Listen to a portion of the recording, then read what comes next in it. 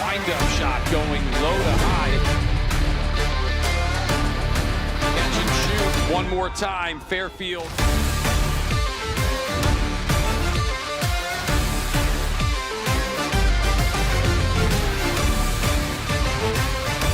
From distance coming in.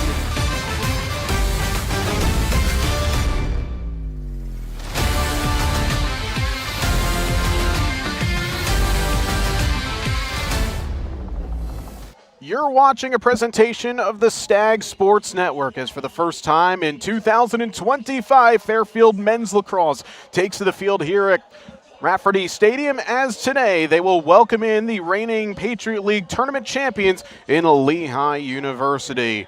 And a pleasant good evening, everybody. JJ Duke here with you high atop Conway Field at Rafferty Stadium. A rather frigid evening in southwest Connecticut, but Fairfield men's lacrosse bringing the momentum from making the CAA tournament last year into this season. Andrew Baxter and a big returning nucleus from that squad that went 5-2 in league play, looking to start off the season strong as they welcome in a Lehigh team who began the season as the number 20th ranked team of the country in the preseason USILA poll. The Mountain Hawks, who won the Patriot League championship in the tournament for the fourth time in program history, lost to Rutgers by 10-6 last week out in Pennsylvania.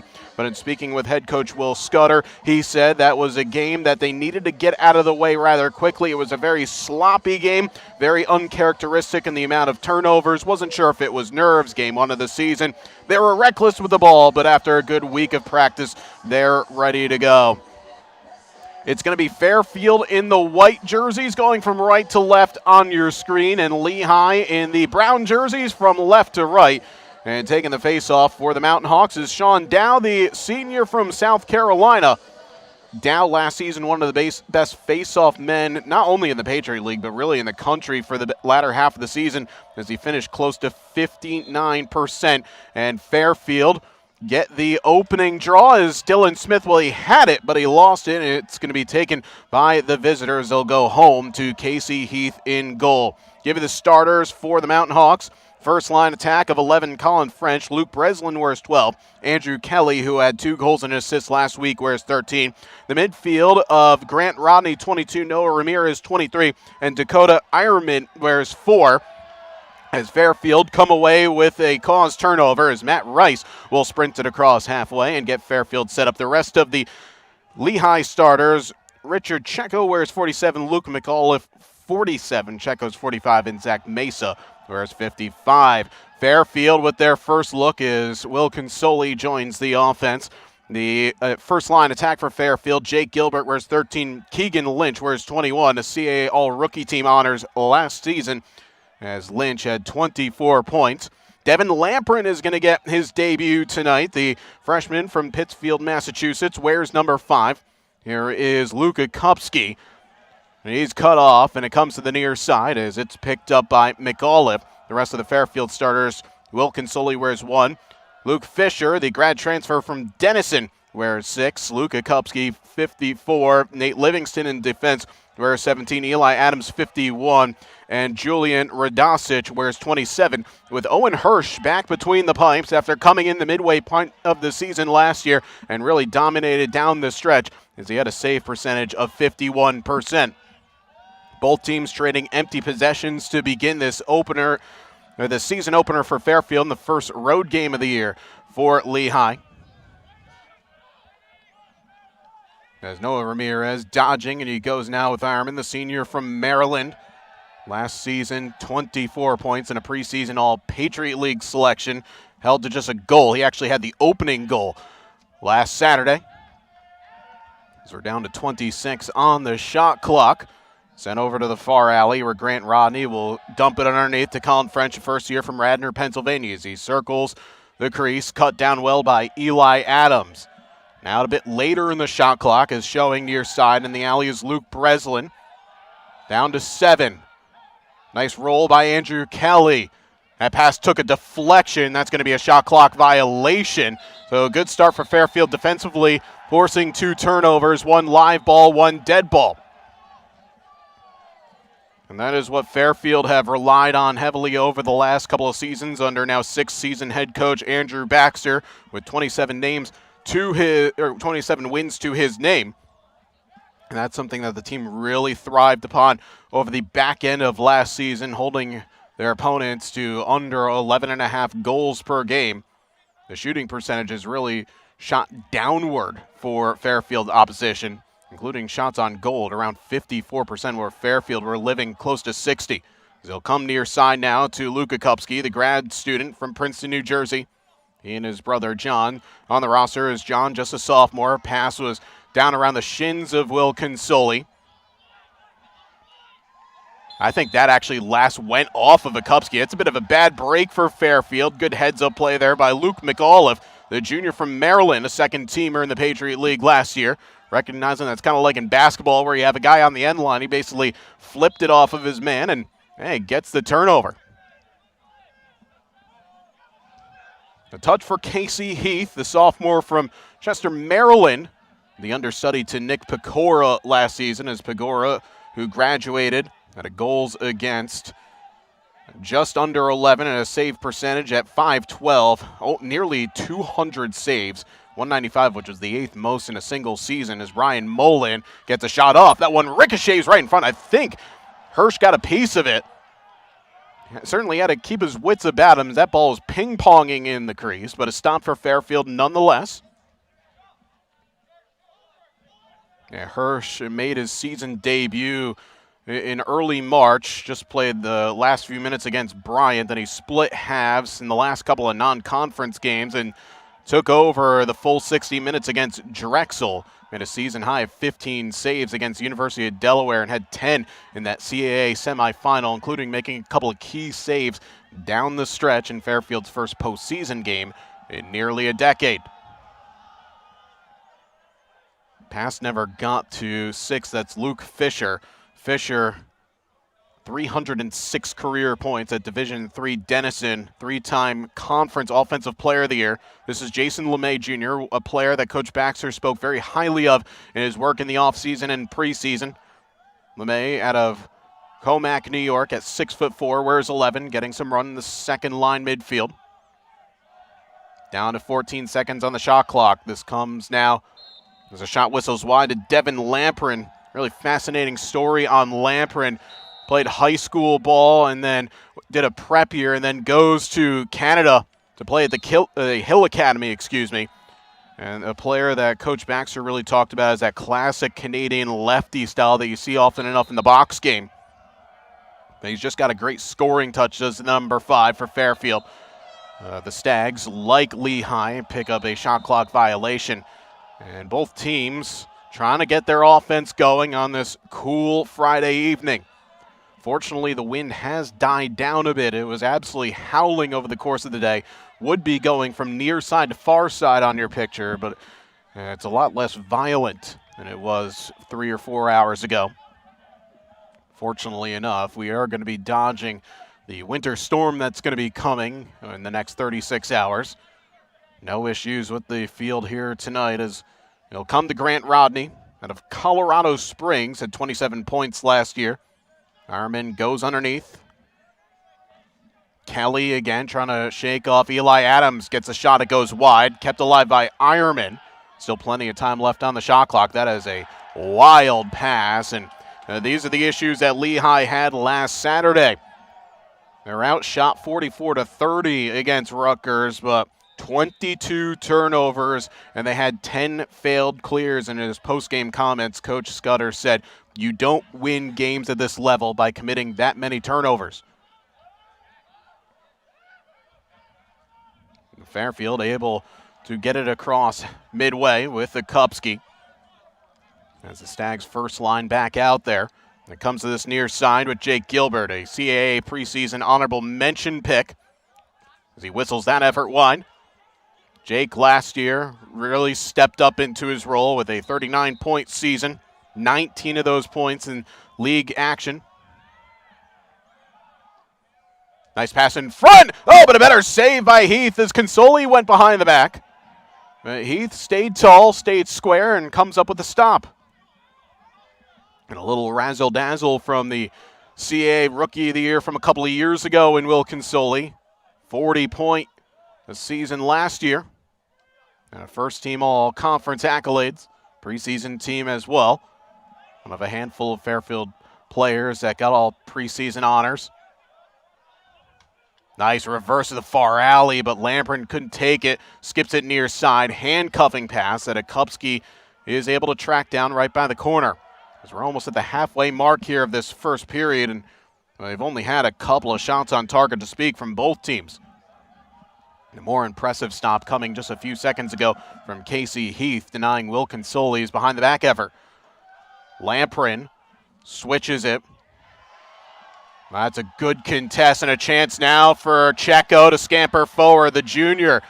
Oh, he gets dispossessed, but the ball pops right to Luke Breslin. As Lehigh nearly avert danger. Breslin trying to go towards goal. And Checo, a player that actually just got named to the Tewaaraton watch list earlier today. Last year picked up All-American accolades by all three outlets. USILA, Inside Lacrosse, and USA Lacrosse magazine all garnered 45 in brown. Honorable mention, All-American, and a couple of times he's been named First Team All-Patriot League. As Mullen finds an outlet out wide. Breslin dodging. Cut down by Julian Radosic, who's poised to have a big year this year. A little bit of a role change as well, as this year moves from long stick midfield to closed defense. Something that Coach Baxter just wants him on the field for all 60 minutes. French not given much to work with. It comes again to Mullen late in the shot clock. Closed down well by Eli Adams. It's a good job there by Adams to force a turnover. Bit of a lob pass ahead that Eli's going to run onto, and he's got numbers. Options to either side. Adams going for goal, and he scores! Eli Adams hitting the back of the cage, and Fairfield get their first goal of the new season.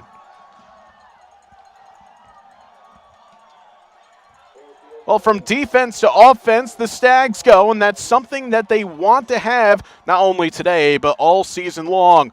High tempo, high energy. Star in the back by a handful of players. Nate Livingston, as you see in your picture, in on that as well. But Fairfield getting it unsettled. And a beautiful finish from Eli, the junior from Webster, New York, who started every game last season. And off the face-off, it's going to be a violation on Lehigh.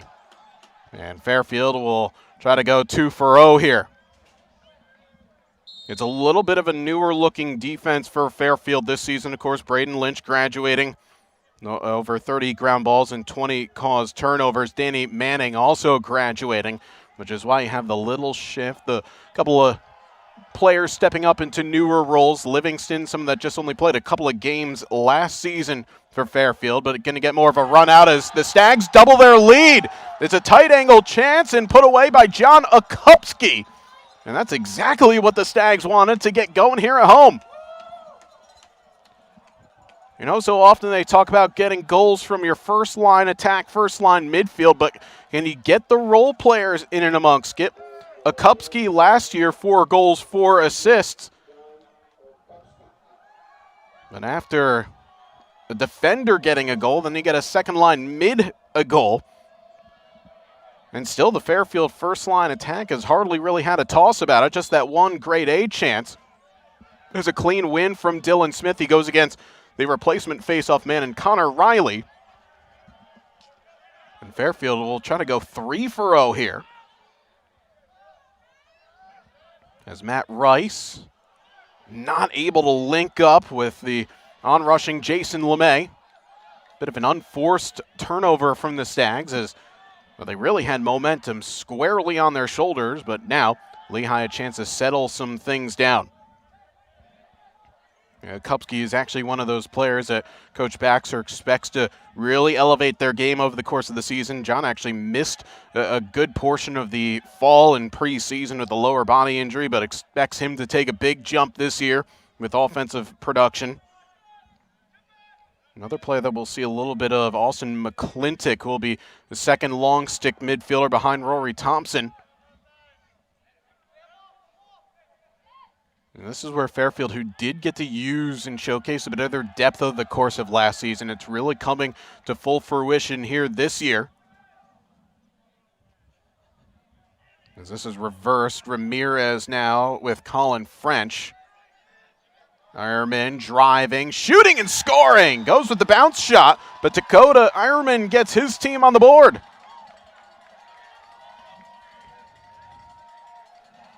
Well, he had a nifty little finish last week on a alley-to-alley pass, a beautiful reverse that Dakota ripped it this time, just drives right on cage and scores. And last year, Dakota actually was probably one of the hotter scoring players for Lehigh last year as he finished the Patriot League tournament on a 5-game multi-point streak. He had a hat trick in the Patriot League final against Boston University.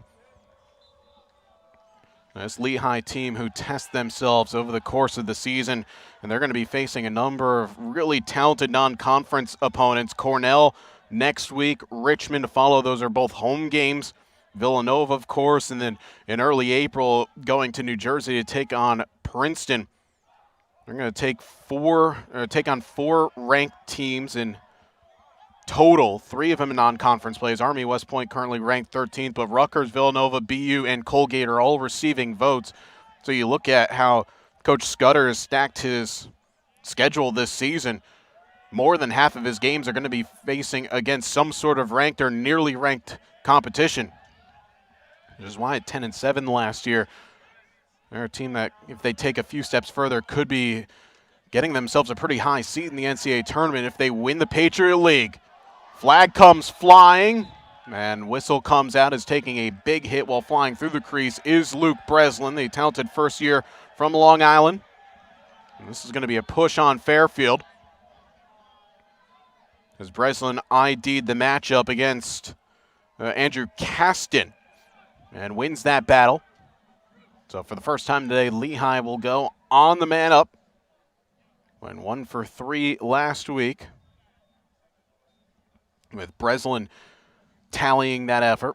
Breslin, a product out of St. Anthony's High School in Long Island, a 4-star recruit in the New York State Class A Player of the Year, an All-American as well. Someone that has made an impact right from the get-go, part of this very exciting first-year group that Lehigh brings in. Luke Winkler in on this extra man opportunity. Gets reversed to the far alley. Pass in the middle is a good one, but the shot goes wide. Believe that was E.J. Vasile with the effort. Yeah, it was Vasile, wears 17. Junior with 3 man-up goals last season.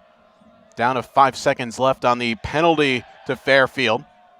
And we are now even strength. It was just a 30-second penalty.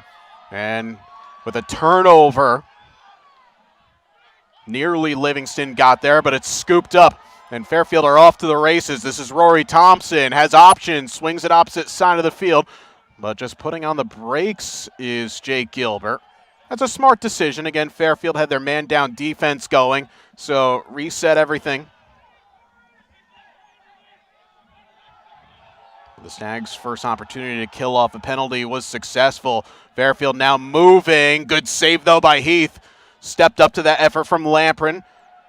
Ground ball by Keegan Lynch. The Stags keep the possession, actually reset the shot clock. So they could take this possession to right around the 1-minute mark of this opening period.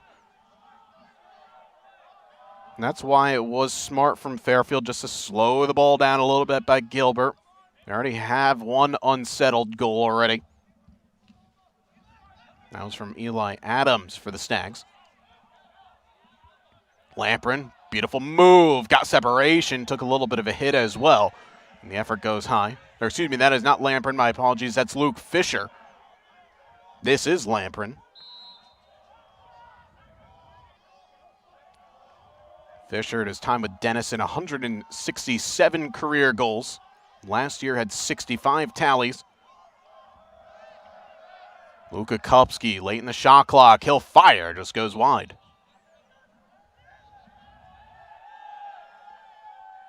Down to 11 seconds left on the shot clock. Stags move. Fisher lost the angle, still looking to reverse. Not a great pass towards a Kupski, who will keep that on. Lehigh claiming delay of game as a Kupski just fired that away. But the visitors now can hold for the last. The shot clock is on, but it is irrelevant under 50 seconds to go. Now, there is something that's fascinating here at Rafferty Stadium that visiting teams have to get used to. There is no scoreboard to the end that Lehigh is shooting. You have a shot clock, but if it's not exactly with the right amount of seconds left in the quarter, you kind of have to figure out when it's time to go. So 30 seconds left as Noah Ramirez continually looks behind him. Likely going to make his move at about 20. And the first year from Texas still is biding his time. And now he goes down to 10. Ramirez puts on the brakes. Looking for options. Ball knocked loose. That was Austin McClintock dislodging it. Hirsch will take it away, and he'll just throw it to open space. And Fairfield's defense, a good start for them, holding Lehigh just to the 1 goal off 5 shots. Meanwhile, goals from Eli Adams and John Akupski give Fairfield a 1-goal lead after 1 quarter. We'll step aside. You're watching the Stag Sports Network. This is where we thrive. The city, the shore, our home. This is where we chase our dreams. Donde trabajamos duro por nuestra familia. And serve our communities. This is where everyone, from all walks of life, works together as one team. This is the place where we grow and become our best selves. This is Chick-fil-A Tri-State. Illicit Brewing Company in Fairfield, Connecticut has everything you need for a night out. Dozens of house-brewed draft beers, guest taps, a full bar, live entertainment, dozens of TVs to catch the game, a speakeasy and game room, brew pub-style food offerings, and more. This commercial isn't long enough to show you everything Illicit has to offer. So come see it for yourself. Illicit Brewing, 111 Black Rock Turnpike in Fairfield. IllicitBrewing.com. We're sorry that we only serve crispy, crunchy, juicy chicken. We're sorry that we only use the best ingredients. We're sorry that other chicken sandwiches just don't do it anymore. We're sorry that it's so good. The best chicken sandwich I've ever had.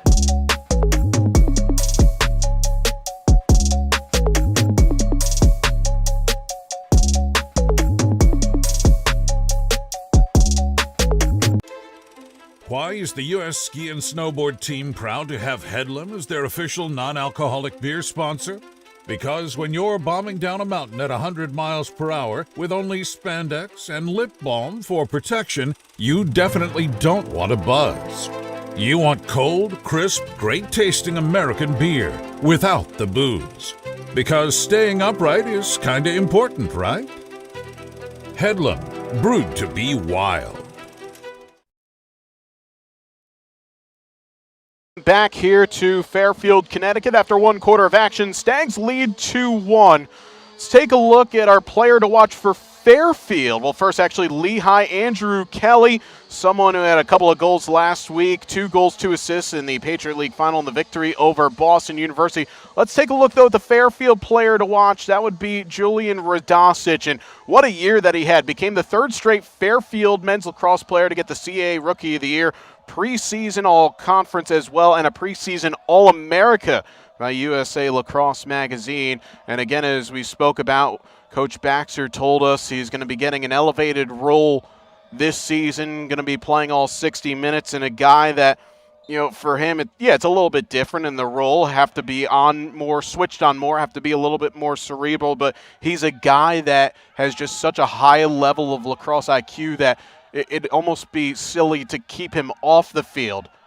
That's why already just in his sophomore year, he's getting this elevated role and an opportunity to impact the game more. And, well, what this defense has already done for Fairfield, they've caused 3 turnovers, just swiftly scooping up ground balls left, right, and center. And Lehigh, with their 7 turnovers in that opening quarter, you give this Fairfield defense any mistakes, they're going to absolutely capitalize on them.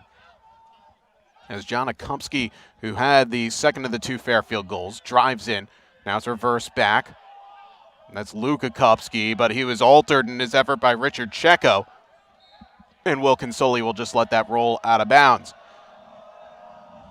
Well, of course, with all that positive for Fairfield's defense, Lehigh's defense is equally as prolific, holding their opponents last year to under 11 goals per game, and they really step it up as the contest goes on. They were outscored in first quarters last year, 43-31, but you look in the second half, they held their opponents to 41 and 42 goals in the third and fourth quarters. A nice play there by Owen Hirsch climbing the ladder, not allowing what you could probably call as a shot. We'll call it a shot. Give him a save there.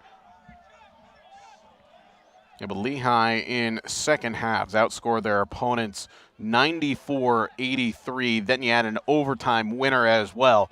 So if you get a lead early, that's key. If you're trailing to Lehigh at halftime, good luck, as they were able to close teams out comfortably last season, getting their second NCAA tournament bid in the last 4 years. That effort whistles wide, as Lehigh got there in 2021, despite the Patriot League Championship game being called off due to COVID protocols. Well, they got in that 21 spring season and then returned last year, falling to Johns Hopkins by 13 goals to 10 in the first round. That effort whistles wide from Lamprin.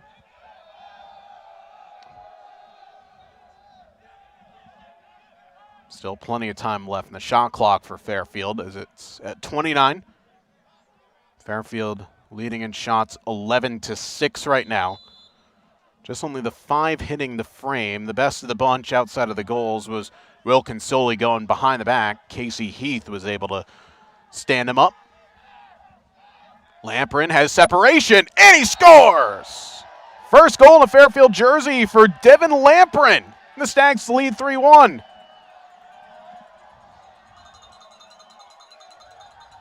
We're going to find out quickly. You can't give this first year any room to operate. He'll make you pay for it. As you see, is that 18, Peter Theodoropoulos just stepped away. And a little extras from Richard Checo saying, hey, young man, you've got a long career ahead, but just don't think that today is only one day. Checo, of course, an outstanding defender in his own right. That's what Fairfield wanted, to get touches for Lamprin early and establish him in the context of the game. As Sean Dow able to win that faceoff. He's 3 of 5. Dylan Smith for Fairfield, the grad student, has taken all 6 faceoffs and is 500. Fairfield get the ball right back, and that was an issue for Lehigh last week as well, winning a number of faceoffs. As a flag comes flying in late, there's some extracurriculars behind the ball. It's going to be interesting to see how our officials are going to separate not only the teams but adjudicate the penalties, as Tim Luxinger is our lead official, Pierre Williams and Jim Luxinger, his assistants.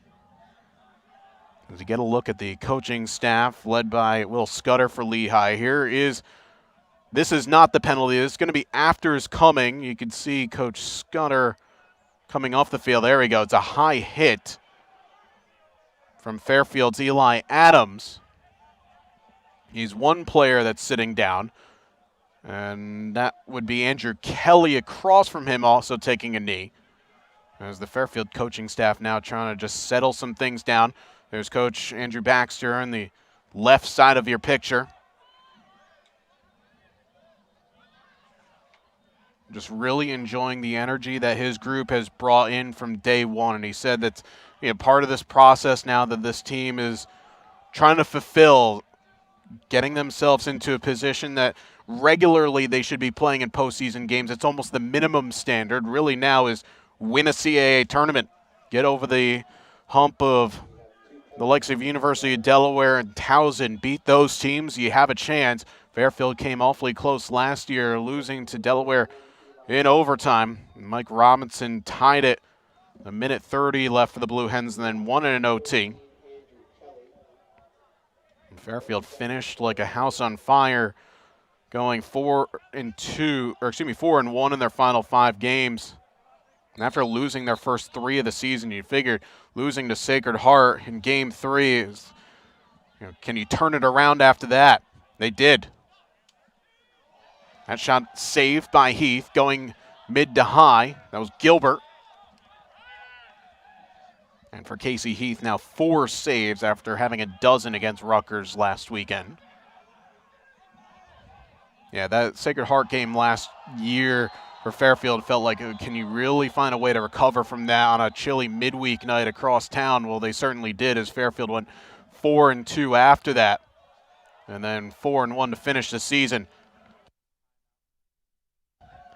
There's going to be a timeout that was called on the field, I believe, by Lehigh. So we're going to take a timeout as well with 11:44 left to go in the second quarter. Fairfield leads 3-1. We'll be back in a moment on the Stag Sports Network.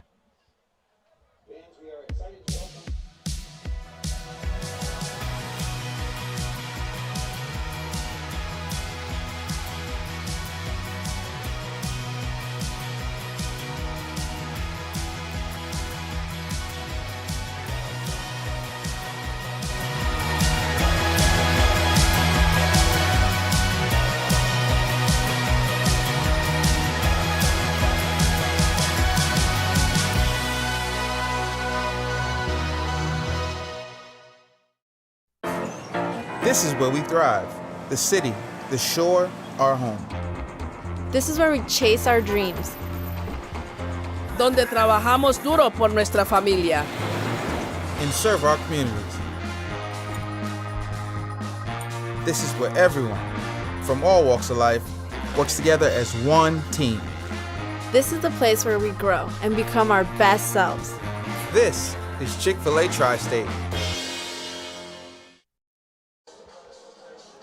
Well, timeout was taken with 11:44 left to go in the second quarter. Still 3 seconds left with a man down for each team.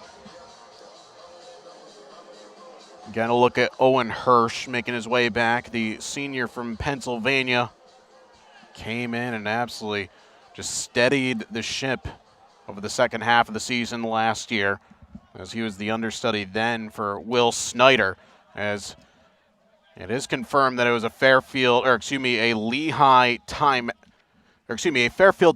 off of a Lehigh turnover. So Stags with possession. It's another turnover now for the Mountain Hawks, 9 in this first half. Remember, 22 last week, and that was a real sore spot for the coaching staff. This pass reverse one more time. The shot goes in. There's that man again, Devin Lamprin, his second of the game. Fairfield leads 4-1. And I love the unselfish extra pass coming as you see Rob Moore, great dodge, and then one more right there. Keegan Lynch froze the defender and found the freshman. And that's again where Fairfield, when their offense is really flowing, then they go deep into their bag of tricks and pull out those extra passes, those no-look passes. And Lynch, just now the sophomore, but the freshman last year, who put together a 24-point season, but more than half of them came in league play. Player with a real high ceiling for Fairfield. It's another good win by Dylan Smith, and Fairfield's still trying to push. Thompson will release a little bit of a bowling ball effort, but it goes wide, and the backup goes to Lehigh. Lamprin said he got to the line first, that's 21 Keegan Lynch, my apologies, claiming that he got to the line first. As the referee is asking for the shot clock to be reset to 80. But this allows Fairfield to set up their ride. A little bit of a modified 10-man that the Stags run, as once again Heath will go for that big diagonal pass. Can it stay on? It does. Good work by Andrew Kelly to climb the ladder. The 5'9" attackman from Pennsylvania was able to read the turf hop and keep it on. And Lehigh could not only do themselves a little bit of time in possession here, but just a good offensive set. As Dakota Ironman, who has the only goal of the day for Lehigh, eventually gets it reversed, far side. That's another errant pass. This one, Grant Rodney throws it over the head of Colin French, the offensive MVP of the Hill Academy last year. And Fairfield just happily keeps seeing these turnovers come. It's now in double figures for the Mountain Hawks. Team that averaged 18 per game last season, but made up for it, of course, with their outstanding defense and just their innate ability to get stops when they needed to with the outstanding Nick Pecora. And then getting the goals, especially from the likes of Cole Scott, who is the program record holder with 131. That effort just goes high. Jack Savarese, the grad student from Stevens, getting his first action. 290 career points with a program record 211 goals. As Fairfield going a very unique route with their transfers, bringing in a lot of D3 scoring studs with Fisher and Savarese coming in. Charlie McFadden as well, outstanding midfielder, wears 56. And this is 6C John Akupski, who has a goal, trying to lose Zach Mesa. Versus to the far alley.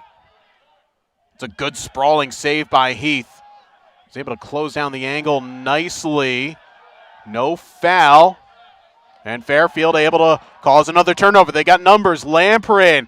Well, I'm not sure if he meant for the shovel shot or if it turns out to be a pass. The officials are looking at each other, and they're going to say shot.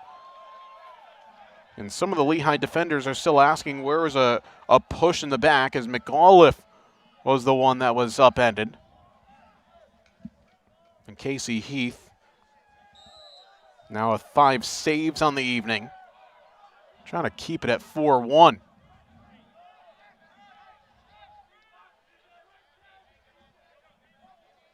Now Keegan Lynch will call out the offense, and he'll run through Lamprin.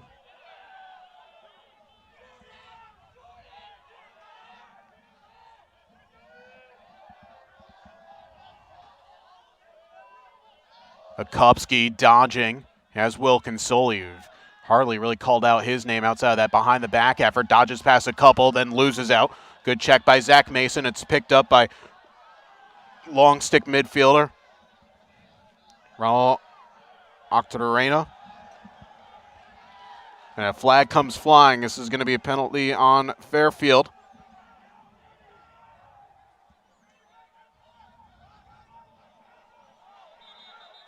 And with the Stags able to touch up, it will be back over to Lehigh, their second man-up opportunity of the evening. Both teams also had a coincidental 30-second penalty earlier in this quarter.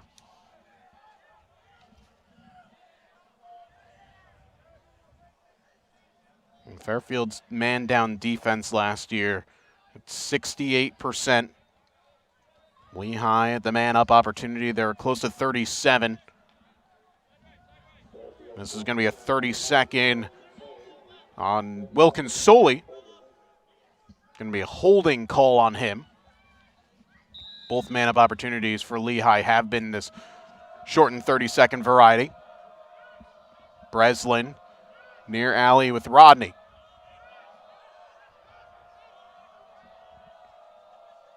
Just looking for a little bit more crisp ball movement from Lehigh. Just getting it to go with more urgency as Breslin comes near alley. Goal line extend, down to 6 on the man up. Rodney just has to bat it towards a teammate with 2 with 1, and that will do it for the extra man up. Fairfield see it off. Now they got to see off the rest of the 23 seconds on the shot clock. And both teams reset. Hunter Polanki. There's 21 now at the apex. Now Breslin down to 10. It's got to get going here if you're Lehigh. It's too long in their cycling. To 5. Polanki just looking for anything. That pass deflected, and it'll be another shot clock violation. They'll play advantage on. Good active stick by P.J. McGoldrick, who only played just 3 games last season. The 6'2 senior from Long Island. Right place, right time.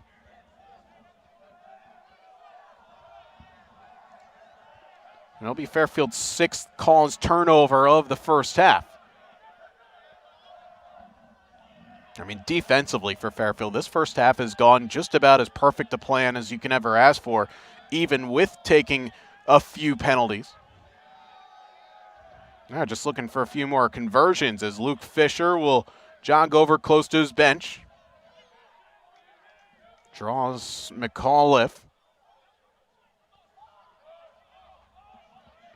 Now John Akupski, who's gotten a lot of run here in this first half. Lynch. Oh, he loses defender who loses his stick. It was numbers for a second for Fairfield. Fisher looking for an option. Had LeMay dodging to the slot, but it never got there. Nice dodge by Fisher. Gets tight, goes underneath. Fairfield taking a lot of time on this possession. And patient, but it's not going to come to anything as the mishandle gets taken away. Peter Theodoropoulos now pushing.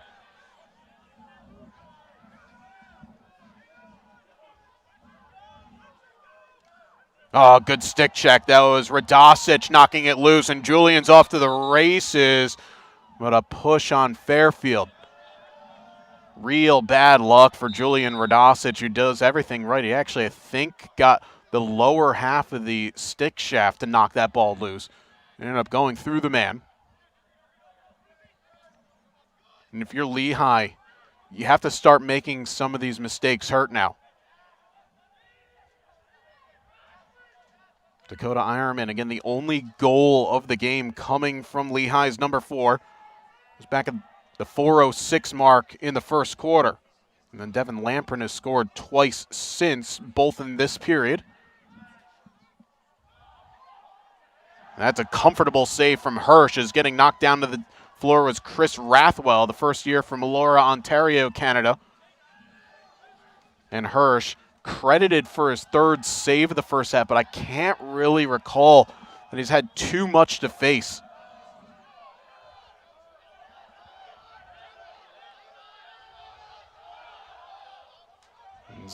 Adams comfortably finding an outlet.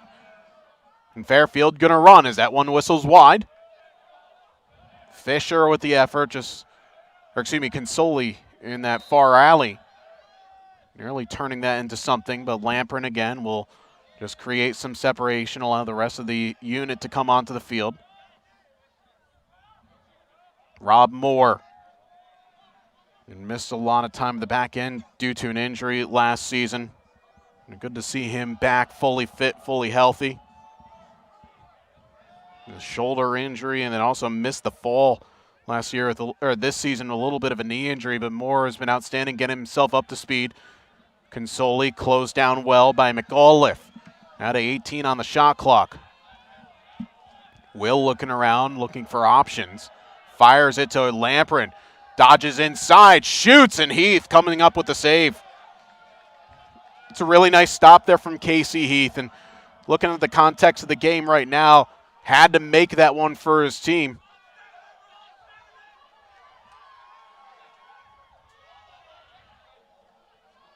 As Lehigh get it across.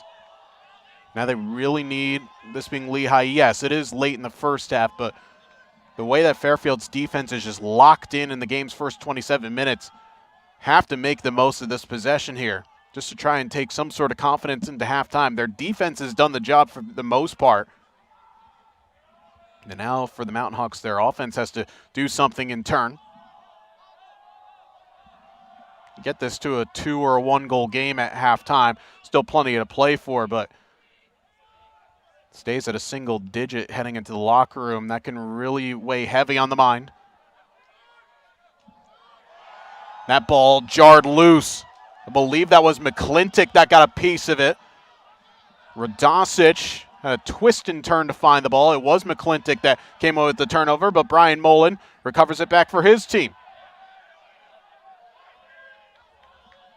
So it's a credit to the Lehigh defense after Devin Lamprin got hot early in this quarter. They've been able to settle in, make a few stops. They don't want this game to be up and down. They wanted a little bit more of a settled tone, so it's a credit to the defensive unit from the visitors, not allowing Fairfield to get that more basketball back and forth tempo. Ramirez Dodging up against Matt Rice. Nice move by Andrew Kelly. He hits the frame of the goalpost. That's a great shot from the junior. The ball just wouldn't go in. I don't think Hirsch saw all that much of it because by the time he turned around, the ball just shot right past him. And with 90 seconds left, again, Fairfield a few too many turnovers in this quarter and out shooting Lehigh 21-9. As Fairfield calls a timeout, we'll keep it here for this one. This is where, if you're Coach Andrew Baxter, dial up a play, something set, use a bit of that clock, and then try and expand that lead going into halftime. As Fairfield offense, who is clicking in periods over the course of this first half, have been running nicely through Devin Lamprin with a couple of goals. But then the goals in the first half, you had Eli Adams score unsettled and John Akupski also bagging one. But you look for the likes of the guys that return through the big scores. Will Consoli kept rather quiet. Yes, does have 3 shots in that nifty behind the back effort. Jake Gilbert, 3 shots, but not really too much to speak about. Keegan Lynch does have an assist, but no shots yet. So that's where Fairfield, you'd be pretty happy for the fact that you're leading by 3 with under 90 seconds to play in the first half against the reigning Patriot League champions. And this game at this stage last year was well in the hands of Lehigh. It was an emphatic late run from Fairfield to make it a 1-goal game. But at halftime, Lehigh were leading 6-1.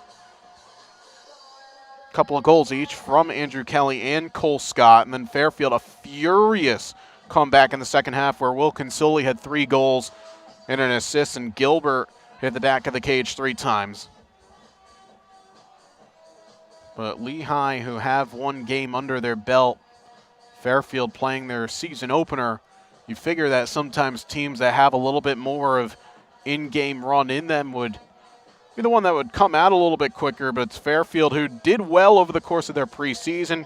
A couple of weeks ago, they had a kind of a tri-scrimmage with Holy Cross and Utah coming here. Then last week was Bryant, and Coach Baxter is pretty adamant saying that he wasn't really happy with the performance from his team, especially in that first half. Well, today the defense, of course, has been outstanding. The offense trying to follow. 56 seconds left in the shot clock, so there will be 1 more possession minimally. Well, let's see what the Stags have diagrammed up here and try to expand their lead to 4. Lynch. Now Lamprin sitting on a hat trick in his collegiate debut. Nice save, Heath. That was kind of at an interesting height, taking that Akupski effort. And to bend down to get it. Now is Lehigh going to call timeout here? They are not. They have the last possession. As Ironman will sprint across, and now here comes the timeout. And again, we'll keep it here. This will be likely the final sequence of this first half. Yeah, this is one, if you are the coaching staff with Will Scudder, that would be Matt Francis, the associate, Matthew Lucchiardi, and TJ Haley. You're coming up with probably one of your best offensive sets, and you're looking for the likes of Luke Breslin and Andrew Kelly to get going. We talked about kind of the mysterious, quiet games from some of the Fairfield elite goal scorers from last year. Kelly with 2 shots, Breslin with 1. And actually, of the 8 shots that Lehigh have taken, 1 of those have come from their goalkeeper. So you're looking for something from your key scorers. And again, this is what Lehigh will be using over the course of the early part of the season to figure out where their offense is going to come from, with Cole Scott departing, as did Quinn Armstrong. Those 2 combined for 90-plus points. Well, that was last year. This is this year. Where are you going to get your offense from in a situation that matters? Is Lehigh know that at minimum, like in the first, they can hold for the last shot. Probably won't be seeing anyone make a move until, I want to say, maybe 17 seconds or so. Just leave enough time for a backup and a reset. Casey Heath has been good. 7 saves in the first half, and he's had to be good. Denying a couple efforts from Lamprin that were changing shooting angles. But right now his counterpart, Owen Hirsch, who's on the contrary to Heath's game, has been rather subdued. The one save from his counterpart and a couple other stops, his goalpost has been hit once. Now here we go with Lehigh operating across the way with Andrew Kelly. Gonna look for a pick from Grant Rodney. Kelly. Now the 17 he goes. Kelly, maybe trying to create offense for himself. Instead goes back to Ramirez. Goes to the far alley and Ironman. Down to 7 seconds. And that is high, wide, and not very handsome from Ironman. Going nearly into the first base dugout at Cookfield. 4 seconds left. It's got to go quickly. And that effort not far off from Rodney, but that's going to do it. Might have getting a piece of it there was Hirsch. But Fairfield's defense allowing just 1 in the first 30 minutes. Meanwhile, Devin Lamprin stealing the show in his collegiate debut, scoring twice. And after 30 minutes here from Conway Field at Rafferty Stadium, it's Lehigh 1, Fairfield 4. We'll step aside for halftime, be back in about 10 minutes for the second half as you're watching the Stag Sports Network. Hi, I'm Larry Janeski from Connecticut Basement Systems. We're the all things basement-y company. Basement waterproofing, basement finishing, foundation structural repair, humidity and mold control, and nasty crawl spaces too. You know, since 1987, over 101,000 Connecticut homeowners have trusted us to fix their basements, foundations, and crawl spaces. Call Connecticut Basement Systems today for all things basement-y.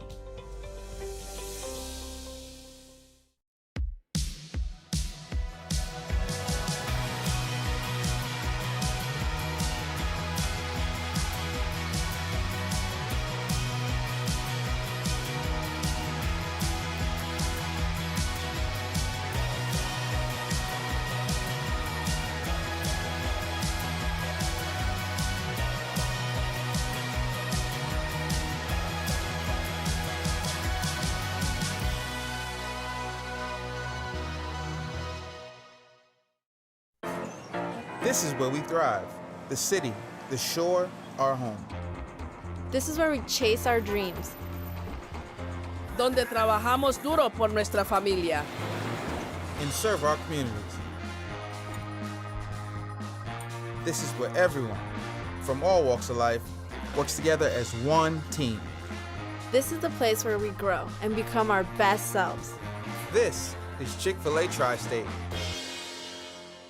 In an unpredictable world where every moment matters, imagine the peace of mind that comes from knowing your loved ones, lifestyle, and business are all protected. At Meridian Risk Management, we offer tailored solutions, whether for personal, commercial, or benefits insurance. We are here to safeguard what you value most, so you can embrace every adventure ahead. Meridian Risk Management, because your legacy deserves protection. Your greatest critic is right here. Now that is poetry. That's Fandom U. It's all part of the curriculum. The NCAA D1, D2, and D3 men's and D1 women's lacrosse championships, May 23rd through the 26th in Boston. Buy your seats today at ncaa.com/tickets. Class dismissed. Illicit Brewing Company in Fairfield, Connecticut has everything you need for a night out. Dozens of house-brewed draft beers, guest taps, a full bar, live entertainment, dozens of TVs to catch the game, a speakeasy and game room, brew pub style food offerings, and more. This commercial isn't long enough to show you everything Illicit has to offer, so come see it for yourself. Illicit Brewing, 111 Black Rock Turnpike in Fairfield. IllicitBrewing.com. And move your right foot. There you go. This young girl's breakthrough, just being a kid, You got this. was made possible Nice. by another breakthrough. The discovery of a game-changing drug that's delaying the onset of type 1 diabetes for years to come. That's the pioneering research of Yale School of Medicine delivered through Yale New Haven Health. Together, we're powering breakthroughs with the greatest of care. Hi, I'm Larry Janeski from Connecticut Basement Systems, the all things basement-y company. Did you know that a cracked, bowed, or settling foundation only gets worse over time? A small foundation issue can turn into a big nightmare that affects your home safety, decreases resale value, and can compromise the structural integrity of your home. We'll repair and stabilize your foundation and put it back on solid ground permanently. Call Connecticut Basement Systems today for all things basement-y. So class, in lieu of a pop quiz, we will instead have a pop tailgate. The NCAA Men's and Women's Lacrosse Championships, May in Boston. Buy your seats today at ncaa.com/tickets. Hi, I'm Larry Janeski from Connecticut Basement Systems. We're the all things basement-y company. Basement waterproofing, basement finishing, foundation structural repair, humidity and mold control, and nasty crawl spaces too. You know, since 1987, over 101,000 Connecticut homeowners have trusted us to fix their basements, foundations, and crawl spaces.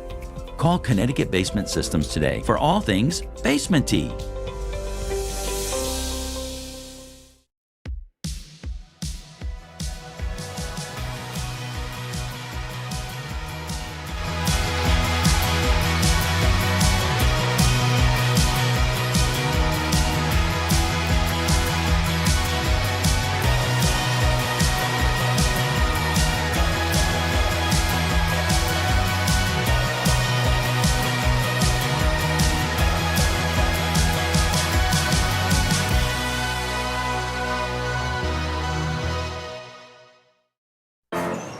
This is where we thrive. The city, the shore, our home. This is where we chase our dreams. Donde trabajamos duro por nuestra familia. And serve our communities. This is where everyone, from all walks of life, works together as one team. This is the place where we grow and become our best selves. This is Chick-fil-A Tri-State. In an unpredictable world where every moment matters, imagine the peace of mind that comes from knowing your loved ones, lifestyle, and business are all protected. At Meridian Risk Management, we offer tailored solutions, whether for personal, commercial, or benefits insurance. We are here to safeguard what you value most, so you can embrace every adventure ahead. Meridian Risk Management, because your legacy deserves protection. Your greatest critic is right here. Now that is poetry. That's Fandom U. It's all part of the curriculum. The NCAA D1, D2, and D3 men's and D1 women's lacrosse championships, May 23rd through the 26th in Boston. Buy your seats today at ncaa.com/tickets. Class dismissed. Illicit Brewing Company in Fairfield, Connecticut has everything you need for a night out.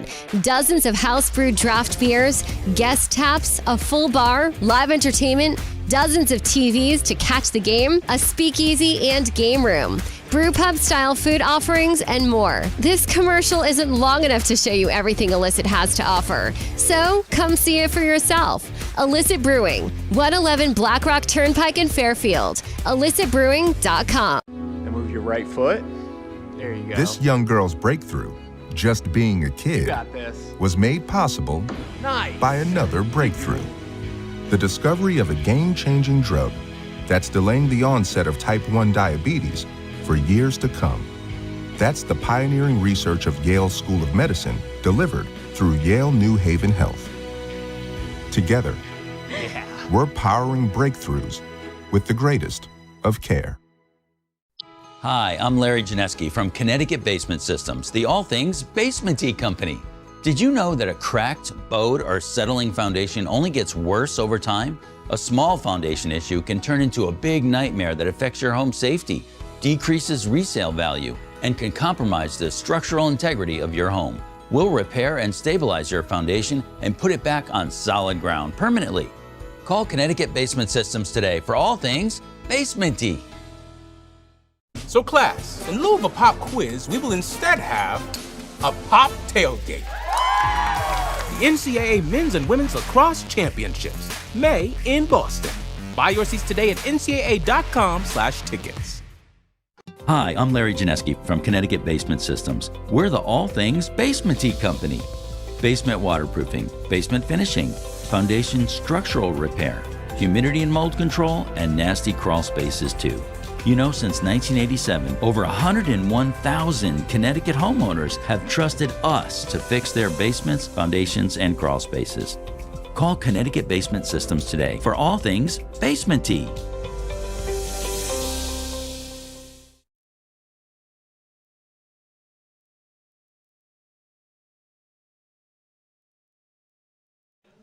Welcome back here to Fairfield, Connecticut, just about a minute away from the start of the second half of the 2025 season opener for Fairfield men's lacrosse, and they're leading the defending Patriot League tournament champions Lehigh 4-1. JJ Duke here with you. Let's take a look now at some of the highlights from that first 30 minutes.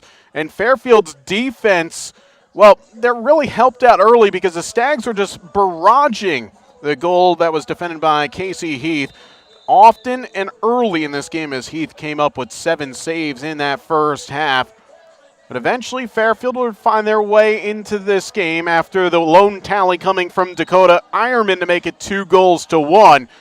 The Fairfield's defense was also equally as stout, just only allowing Lehigh for a grand total of 10 shots. So this is where the goals would come. Eli Adams getting the goal-scoring start, then John Akupski would make it 2-0 at that point. Then the second quarter was all down to Devin Lamperin, the first year, getting 2 goals, letting Richard Checo know a whole lot about the first one. And then beautiful, unselfish ball movement by Fairfield, allowing Lamperin his second of the day. And the Fairfield offense that put on 22 shots to Lehigh's 10, taking a 3-goal lead into halftime. And it's interesting looking at the lead for Fairfield. This is something that Coach Baxter, during the fall and the early part of the spring in their scrimmages, said that, well, that's pretty much all that they have been doing. Just going into halftime with leads and closing games out. Of course, not having starters regularly play the full 60 minutes. But with a group that's energized and playing with the emotion that you want to be at for a team that wants to get back to the postseason after making their first CAA tournament last year since 2016, you want to be playing in the month of May every year. So no better way to test yourself against a very good Lehigh team. Already have one game under their belt this season as a face-off violation. Second of the evening going on Sean Dow for Lehigh. It will give Fairfield their first possession. The other statistics, Fairfield leading ground balls 16-11. Fairfield leading in faceoffs now 5-8. Stags are 10 of 11 on the clearing to Lehigh's 10 of 13. And on the turnover category, which was a real problem spot for Lehigh last week, as Heath makes his 8th save, snapping up the effort from Rob Moore. Lehigh 13 turnovers to Fairfield's 8. Nearly became 9, but not a bad pass by any stretch. That was Kellen Mathias going behind the back to find an outlet. And after getting a stop, now let's see what Lehigh do with their first offensive set of this second half. Certainly the words from head coach Will Scudder will be ringing in the ears of the various Mountain Hawk players.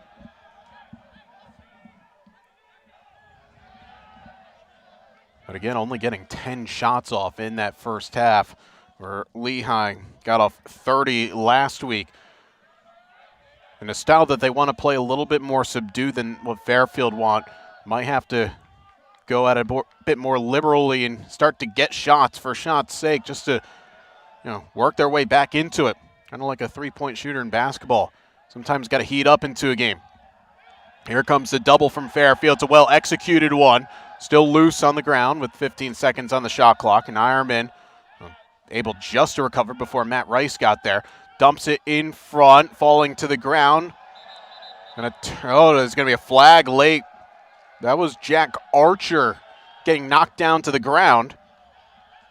One of his first involvements of the evening, and now a man up is going to come for the visitors. Their second of the day. Yeah, that's a cross-check through the numbers from Eli Adams. That's a no-no. Adams will sit down for the second time in this game. And also in the context of where the shot clock was, under 10 seconds. Certainly not one that you want to have. It's going to be a 30-second penalty on Fairfield's defender. Going to call him for a push. On these extra mans, though, Lehigh have not really generated any sort of offense. Zierman reverses. Got to the far alley. That one goes in. Grant Rodney gets his first goal of the season. And that's exactly what Lehigh needed coming out of halftime. Good patience there at the point as Breslin picked his head up, knew that he had an option in the far alley. And a man who had a couple of man-up goals last year, and Grant Rodney gets his first this year. He'd be someone that Lehigh definitely wants to get going in this game. Andrew Kelly, player that last year had 27 goals, including 4 goals twice against Rutgers and Navy. And there's one, a quick one off the faceoff. Connor Riley, and the replacement faceoff man. That's his first career goal.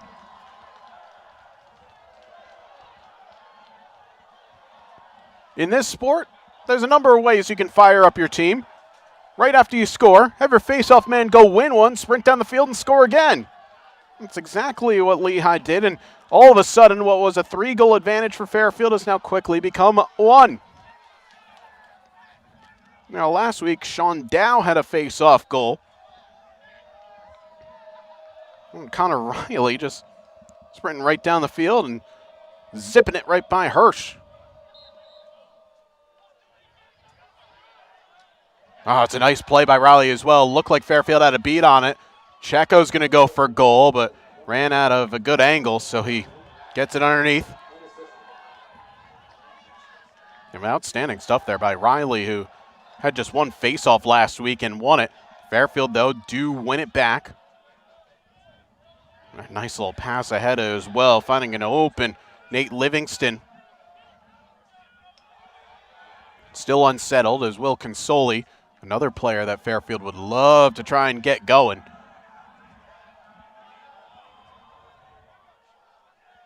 That is not a good pass by any stretch of the imagination. Just zipped out of bounds. I think, as Lamprin was waiting for Luka Kupski to come onto the field, but split a couple of Fairfield players, and just as Fairfield got a stop, they concede possession.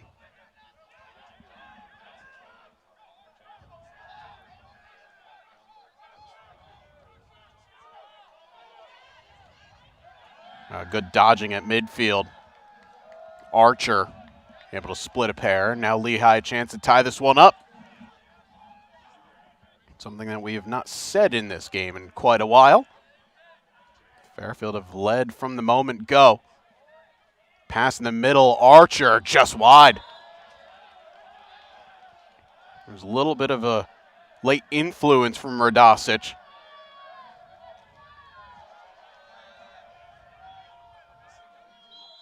Ironman will reset, still half of the shot clock to come.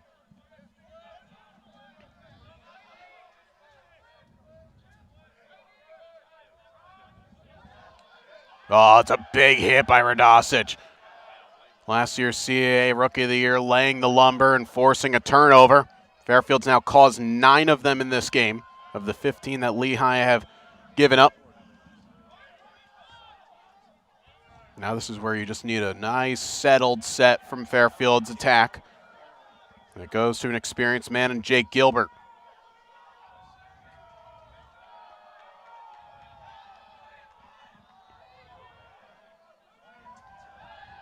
Kupski just biding his time now. Waiting for Consoli to come on. He's got Consoli, but he goes at it on his own. It's a nice save. Casey Heath had to adjust off the hop of the turf. He's able to stand to it, but Fairfield get the ball right back as a long clear. The Stags were quick too, and they have numbers once again. Heath now up to 9 saves.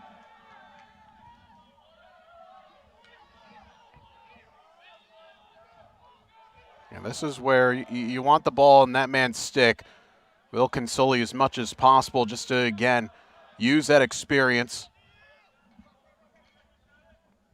Akupski at goal line extend. Draws a shorty. He goes back. That pass nearly too tall for Rob Moore, but he's able to recover right in front of Zach Mesa.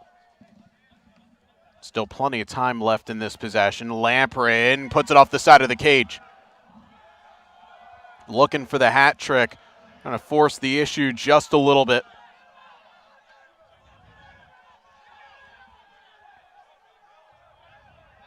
And Lehigh able to get it across. I've had a fair few failed clears tonight. In fact, 4 in this game.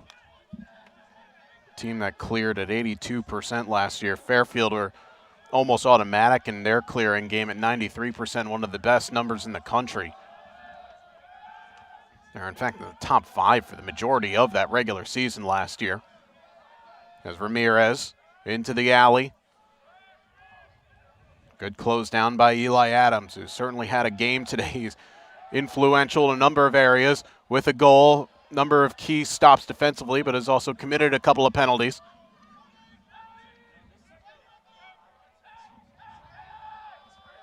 Andrew Kelly now circling the cage. Good save by Hirsch. Oh, that was moving as Kelly was able to circle the crease and create an opening, but Hirsch stayed with it. After giving up 2 quick ones here in the second half, that's going to boost his confidence right back up. Nice dodge by Matt Rice. Always a fan favorite, the senior from Maryland. He'll chip in with a couple of goals every season as well, the short stick midfielder. Does a lot of the hard work that probably doesn't get talked about enough. At least we try to do here on the Stag Sports Network. As Fairfield running right now. And an offside on Fairfield. Turnover before that offense even got going. As now the Stags are starting to chalk up the turnovers here in this third quarter.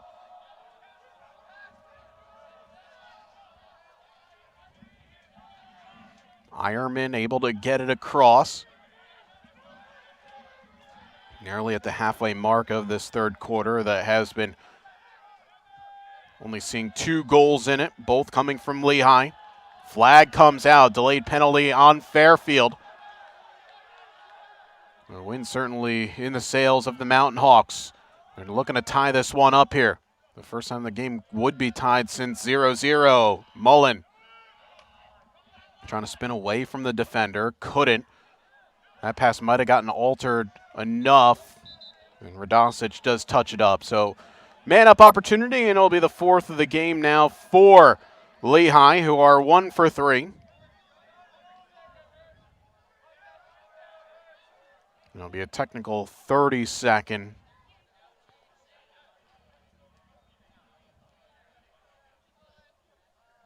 Don't have anybody serving it quite yet for Fairfield. Don't see anybody over in the bin.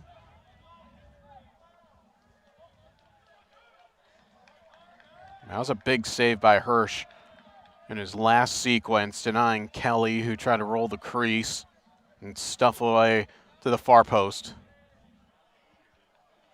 Now, someone's got to, well, first off, go sit down over there, and then they got to put time up on the clock.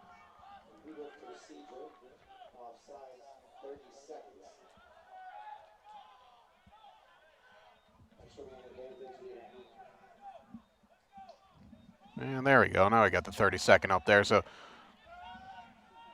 Fairfield man down.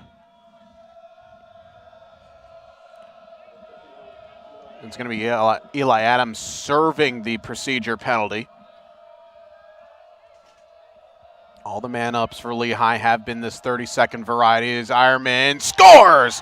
Rips that one top corner, and we're tied at 4. That's a beautiful release from Dakota, nearly breaking the net.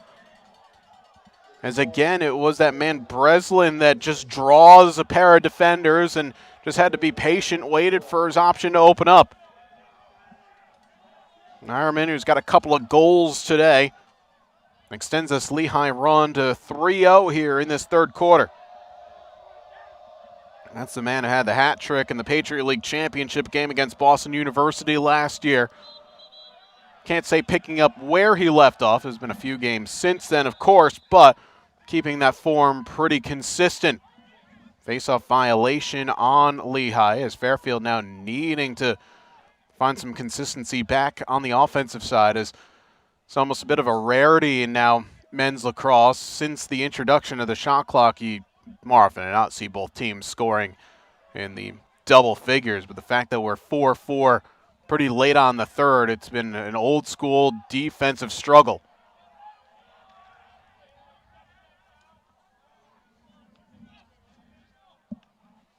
Consoli draws a pair, flips it back to Akupski. He has separation. It's snapped up by Heath. He's now in double figures in saves today, Casey, after 12 last Saturday. And it's a man that is certainly growing with confidence, and he's coming up with stops in all different types of shots. Fairfield using the bounce variety in the last few sequences.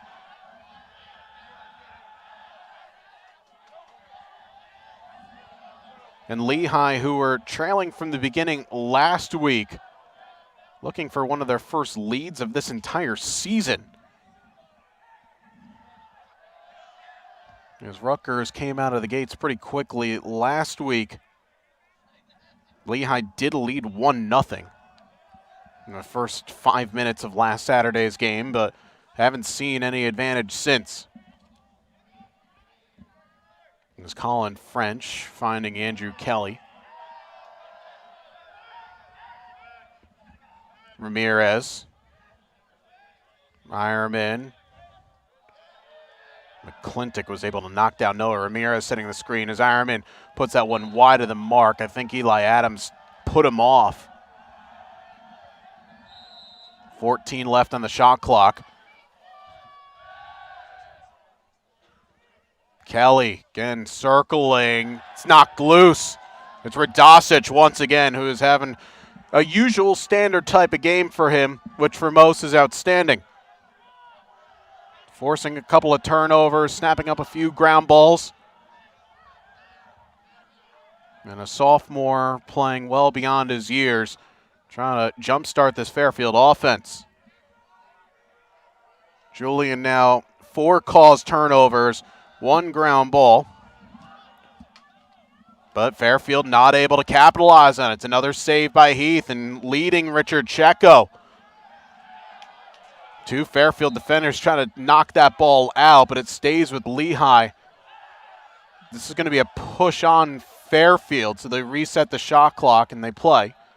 There's Jason LeMay getting whistled. Yeah, so Heath now up to 11 stops, denying Rob Moore on the last effort.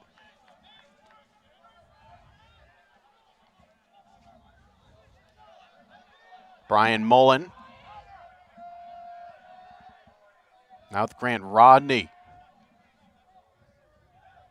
He's got one of the goals in this quarter. Kelly throws it from low to high. It's a great pass. Better dodge, and Lehigh are in front. Chris Rathwell putting it in, his first career goal. And it's a 4-goal run for the Mountain Hawks, who are flying at the moment. I mean, Kelly just put this into space. And he was able to find a man. It's a beautiful dodge from the first year out of Canada. And flexing his muscles, a 4-star recruit ranked by Inside Lacrosse. Making a play right there, but it's really all down to Andrew Kelly just being so spatially aware of the Lehigh offense. Give him his first point of the evening after having 3 last Saturday. This is going to be a violation on Lehigh. That's the second on Riley, third of the quarter. As Connor Riley's been taking a few more faceoffs here. Sean Dow going 3 of 8. Riley has been 2 of 4. Credit to Dylan Smith, who's taken every faceoff for Fairfield, 7 of 12 today. Now the Fairfield offense need to find the back of the cage, which they do so right there. Quick fire from Jason LeMay, his first of the year, and we're tied at 5. Well, often they say, just speak something into existence, and it usually tends to happen. Well, good work by Moore, able to find LeMay, and the big man from Long Island goes low to high. One of those players that Coach Andrew Baxter is really high on and trying to elevate his game from the offseason into this year, getting some more run.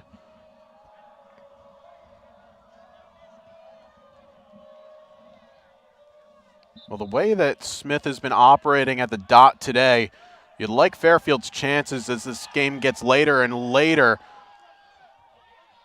Players still fighting for possession. There's sticks flying everywhere right now. It's going to be another procedure penalty on Lehigh. No, excuse me, referee changes it.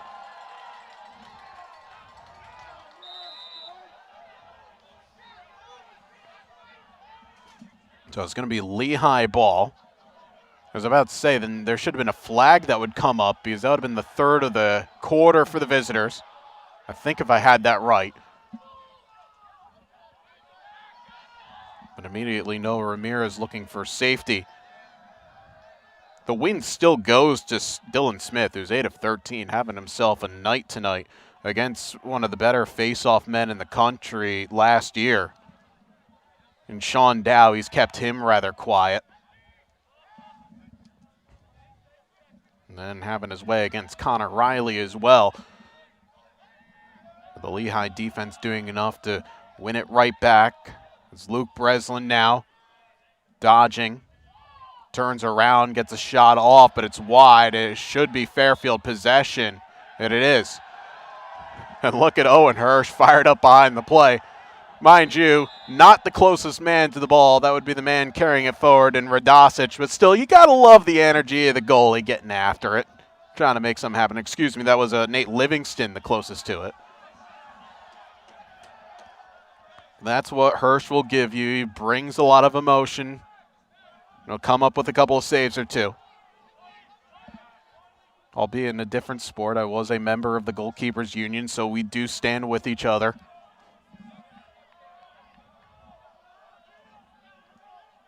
For about 90 seconds left here in this third period, was mostly Lehigh outscoring Fairfield 4-1.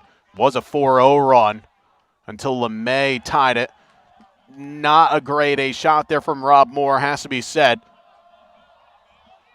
Trying to bounce one in, but the way that Heath has been seeing him in this third quarter, easily smothered for his 12th save of the day. And Lehigh, they can't see out the quarter as a 2-second differential gain to shot clock, but Lehigh in essence can have the last full possession. And that's smart talk from the Lehigh bench, asking Brian Mullen to pull it out. Not a good pass. Fairfield might be able to take it away here, which they do. It's John Akupski. Really nice job just hunting down the ball. And there's been the issues for Lehigh this season. Akupski, there comes the flag. Now, Akupski nearly lost it, but he recovered it ever so well. Back to the point, though, with Lehigh having issues just handling the ball. That is now their 18th turnover of this game. A team that were so comfortable in possession last year as Consoli will fire. It's held. That's a pretty smart shot, though, by Will Consoli because now the clock stops. Fairfield will get the man up.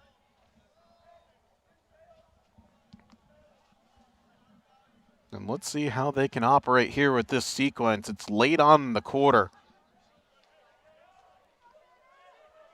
I'm pretty confident in saying this. This should be Fairfield's first man up of the day. They've committed all the penalties. had one situation of 5-on-5 for coincidental 30 seconds. Yeah, it is. So it's Brian Mullen that will sit 30 seconds for a push. And will Fairfield trigger Consoli? Oh, made him think about it for a second. But the Stags are going to hold, and they'll be going on the man up to start the fourth quarter. Horn will sound. 45 minutes in the book. We're level at 5. We'll have the final frame for you coming up next as you're watching Fairfield Lacrosse on the Stag Sports Network. So class, in lieu of a pop quiz, we will instead have a pop tailgate. The NCAA Men's and Women's Lacrosse Championships, May in Boston. Buy your seats today at ncaa.com/tickets. We're sorry that we only serve crispy, crunchy, juicy chicken. We're sorry that we only use the best ingredients. We're sorry that other chicken sandwiches just don't do it anymore. We're sorry that it's so good. The best chicken sandwich I've ever had.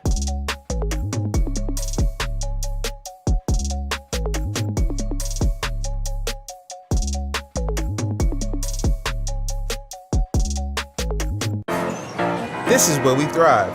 The city, the shore, our home. This is where we chase our dreams. Donde trabajamos duro por nuestra familia. And serve our communities. This is where everyone, from all walks of life, works together as one team. This is the place where we grow and become our best selves. This is Chick-fil-A Tri-State. Illicit Brewing Company in Fairfield, Connecticut has everything you need for a night out. Dozens of house-brewed draft beers, guest taps, a full bar, live entertainment, dozens of TVs to catch the game, a speakeasy and game room, brew pub style food offerings, and more. This commercial isn't long enough to show you everything Illicit has to offer. So come see it for yourself. Illicit Brewing, 111 Black Rock Turnpike in Fairfield. IllicitBrewing.com. So class, in lieu of a pop quiz, we will instead have a pop tailgate. The NCAA Men's and Women's Lacrosse Championships, May in Boston. Buy your seats today at ncaa.com/tickets. 5-5 with 15 minutes left to go in the Fairfield season opener. It's been a defensive struggle between these two squads who played a one-goal game last year, with Lehigh coming out with a 8-7 victory. It was 6-1 at halftime last year to the Mountain Hawks. This year it was 4-1 Fairfield.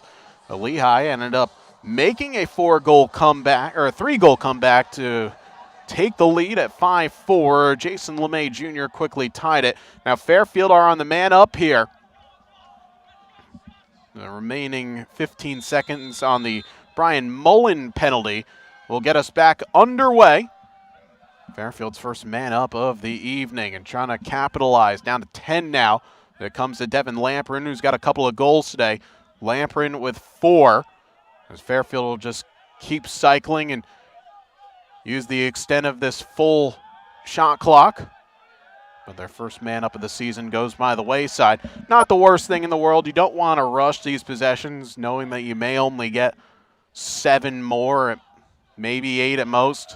Lamprin.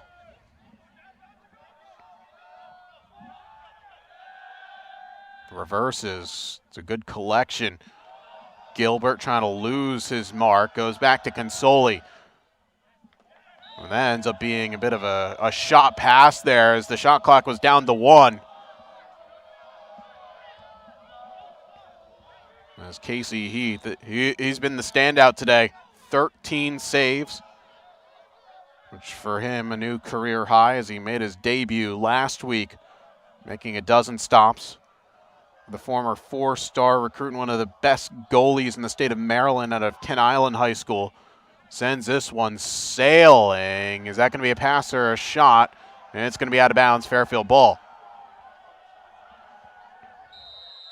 Going 10-man ride are the Stags, enforcing yet another turnover. That's the 19th for Lehigh, and another failed clear as well. They're 15 for 20. And last week they were 12 for 22, so it is improvement, but you don't want incremental improvement in clearing. You want to be nearly perfect on that side.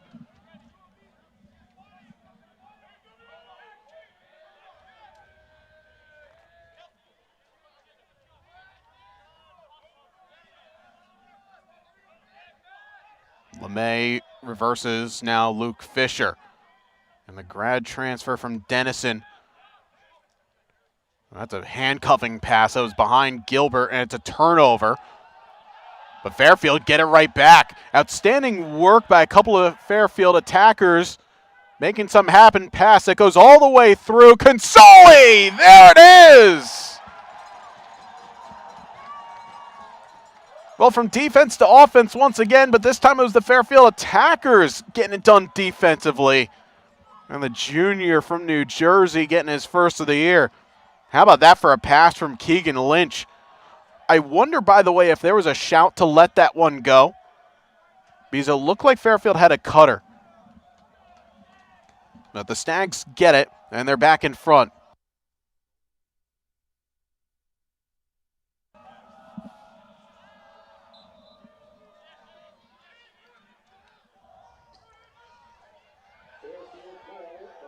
Long scrum from the face-off. Fairfield come away with it. Loose twig on the field as well as Andrew Caston scoops up the ground ball. And again, the way that Dylan Smith has been operating at the dot today, you really have to take advantage of it. He's now 9 of 14 there. And just with the few amount of possessions this game has generated, at least from the restart, you've got to make the most of it.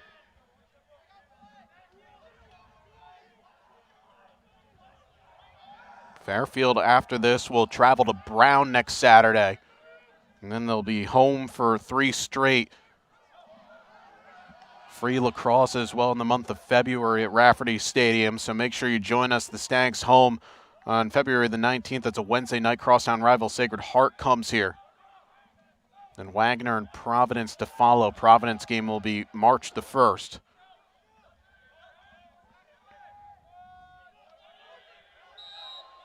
There is a hold. Yep, that's going to come back. Not one that you want there if you're a Fairfield player or fan, taking a penalty in your own offensive zone. Excuse me, not Wagner, my apologies. Manhattan is the middle game of that 3-game stretch. It's Sacred Heart, Manhattan, and then Providence. But yeah, that's one that really stops a bit of momentum for Fairfield. So now Lehigh trying to be ruthless, but Radosic knocks it away. Between he and Casey Heath, those are the two standouts today. Now Fairfield trying to run in transition. Lamprin, it's a beautiful pass. What a better save from Heath. He denies Keegan Lynch on the doorstep. And Lamprin pulled out a dandy of a fine on what was a 3-on-2 for Fairfield. Casey Heath, take a bow. He has had one today, now up to 14 saves. Now Lehigh trying to make something of it. A timeout is taken. We'll keep it here during this timeout as Lehigh will talk things over briefly. Yeah, so again, resetting what Fairfield is coming up. Away to Brown next weekend. And then home to Sacred Heart on the 19th, Manhattan on the 22nd, and then Providence on March the 1st. Looking what's ahead for Lehigh, they're going to host the Big Red of Cornell University. Cornell preseason ranked number 4, a team that is destined to potentially make a big run this year. And then Richmond the week to follow for traveling to Villanova at the end of the month. That is a gauntlet of a non-conference slate that Coach Will Scudder has put together before you start away at Navy. Fairfield's defense, though, been outstanding. Trying to keep it together here and get a stop. They've done that a lot today, forcing now 21 turnovers from the Mountain Hawks. Just to put it in perspective of this game last year, Lehigh so much more composed with the ball. Even though they had 21 turnovers in the game, You look at the types of turnovers that they had in that contest. There are a lot more dead ball turnovers, just passes that went out of bounds. And they really ramped up late when Fairfield are basically throwing every piece of kitchen appliance they could at them with pressure. But Fairfield have put together a recipe for success today where they've limited their own mistakes. They've gotten the stop that they need from their goalie, albeit he has only seen 9 shots on target. Fairfield are out shooting Lehigh 33-18. That man is responsible really for keeping Lehigh in it, as Casey Heath now up to 14 saves. But that's the beautiful thing about this sport. Sometimes quantity is not valued, quality is valued. And Lehigh have only taken 18 shots, but they hit the back of the cage 5. Just want to get a good offensive possession. Let's see what Coach Scudder and his staff have drawn up here. Still a minute left on the shot clock. Dakota Ironman has 2 of the team's 5 goals. Now reverse near side of Grant Rodney. Gets past one defender. The pass took a deflection. And Fairfield once again come away with the stop. And how about that? The moves there from Caston, losing his man. Caston now credited with a pair of ground balls.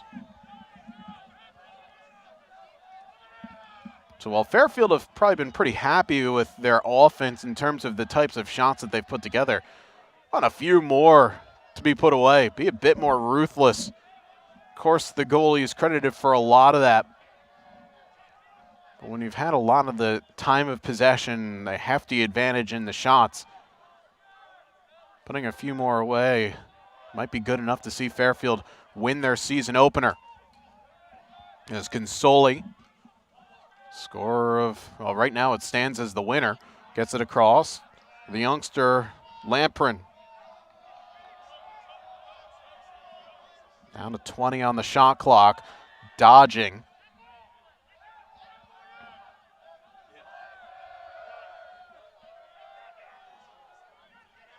Gilbert got stood up there. Now 8 on the shot clock. They're a really good defensive sequence for Lehigh. Down to 5. Janikowski, he's just going to bowl it into the corner. That's good stuff there from Lehigh. Sound positionally, not giving away too many looks. Actually, really, I don't think Fairfield had even the slightest of an angle. Try to generate a good passing lane, let alone a shot selection.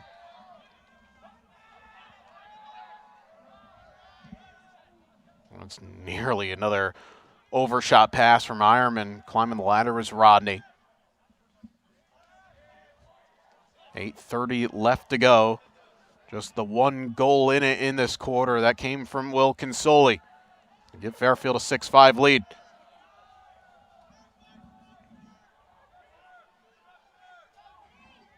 Andrew Kelly circling the crease, puts that effort wide, race for the ball. It's Fairfield possession. Good reaction there.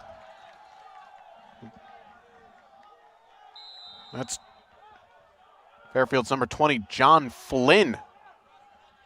Freshman from Kings Park, New York, winning the backup. An important one. And Lamprin's got a little bit of daylight, driving towards the slot, and he scores! There's the Hattie for the freshman. Devin Lamprin gives Fairfield a 2-goal lead.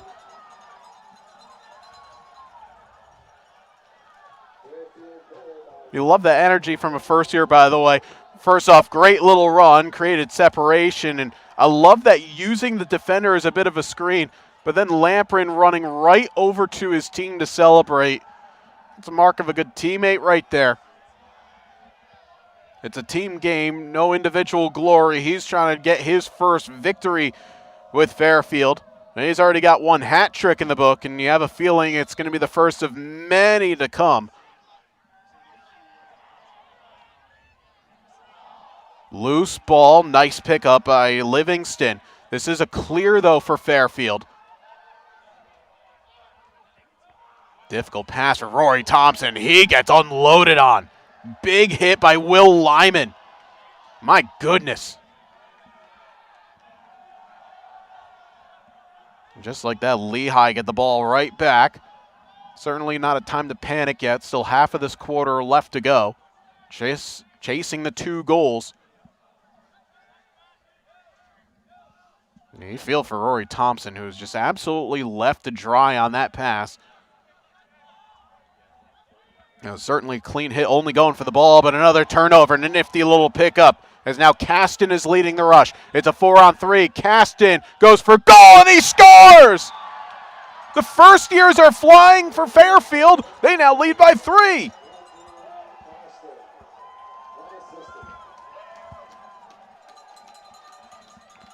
Well, I love what Caston did there, by the way, because he allowed that play to unfold, and he had 2 defenders kind of twisting and turning, looking to see where their options were. So sometimes when you do that, you just keep running downhill.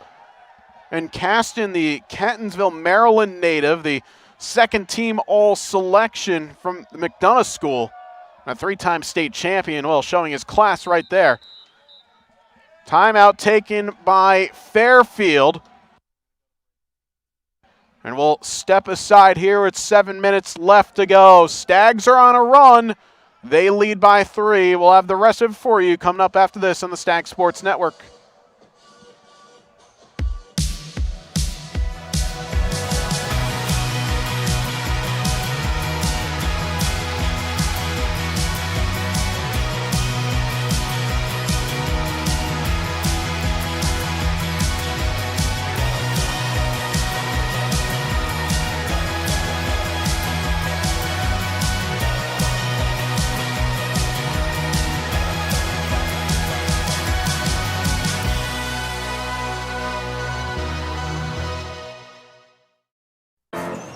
This is where we thrive.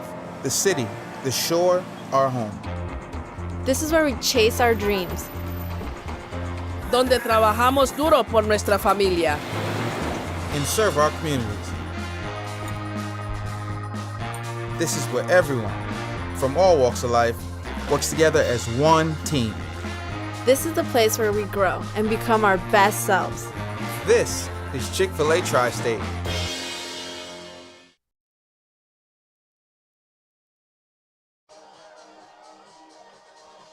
Well, certainly it's a cold night out there, not ones that the fans will enjoy, especially ones that didn't bring their gloves. But the hands are hot right now for Fairfield attackers, and especially the first years.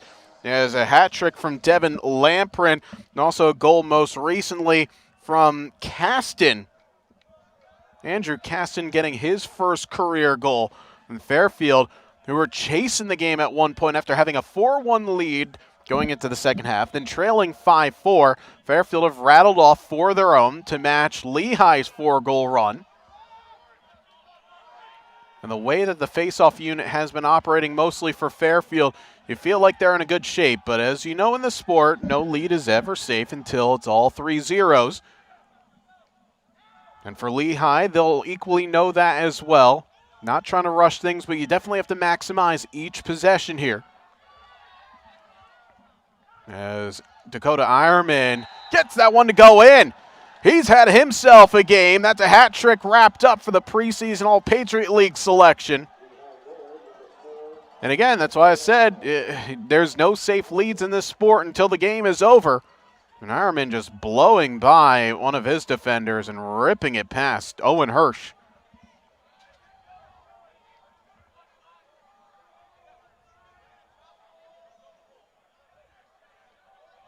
A lot of energy coming on that Lehigh bench after Fairfield elected to take that last time out.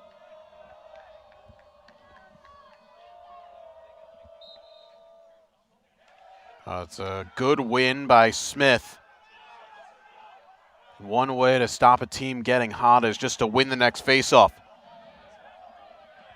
And now this is where game management will partly come into this for Fairfield. As I say that nearly was thrown out of play. Shane Elliott giving his teammate a whole lot to do. Now you don't want to take yourself completely out of tempo, but you just want to make sure that you run a little bit of clock off each possession. So if you don't score, no problem. Just don't allow as many possessions for the rest of the game. That's why Fairfield have already used half of their 80-second shot clock. As Keegan Lynch was asking for a crossfield pass, Consoli reverses it.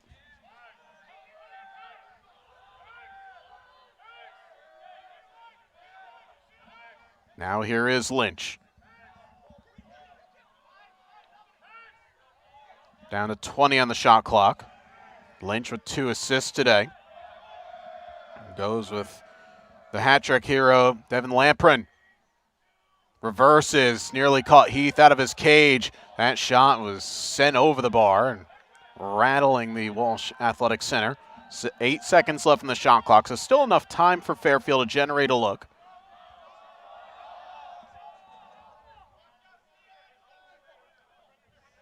The referee is going to ask for the ball to be taken back where it went out, so Lynch will restart it.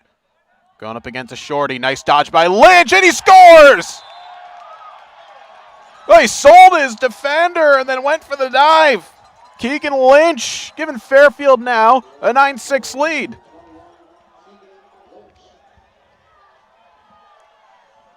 Well, he certainly had Peter Theodoropoulos on skates, so he lost his man with the inside move. He was able to put it over the left shoulder of Heath. Now the Fairfield offense, who averaged over 11 goals per game last year, starting to heat up. And it most certainly is coming at the right time because they're finishing with the speed of a freight train. And then Smith, well, he had another 1-1. Coming in to win it late, Connor Riley. And this will be a violation. Yeah, it's going to be procedure actually on Lehigh. Well, wouldn't have been for the first time that an official pointed the wrong way, as everyone had to take a little bit of a hesitation as Elliott loses his stick. Now Lehigh looking to run. Again, chasing 3. Comes to Rodney. He scores! Well, from defense to offense, Lehigh goes. Now it's back to a 2-goal game. Grant Rodney picking up his second tally of the evening. And no one stepped up to the shooter. Not really much that Owen Hirsch could do about that one. And remember, it was a pretty low-scoring game for the first 45 minutes. It was 5-5. We've had 6 goals in the first 10 minutes and 21 seconds of this quarter. And a face-off violation on Fairfield, so Lehigh now a chance to make it a 1-goal game.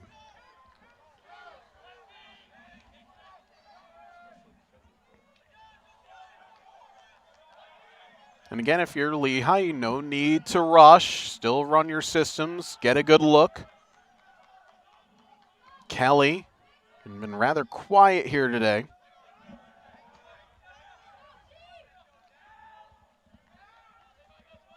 Ironman securing his hat trick shortly ago. Good save by Hirsch. Long rebound picked up by Rathwell. Second effort goes off. Saved by Hirsch. Oh, he takes a mighty swipe at the ball handler. Referee says play on. Fairfield, though, not out of danger just yet. Now they are.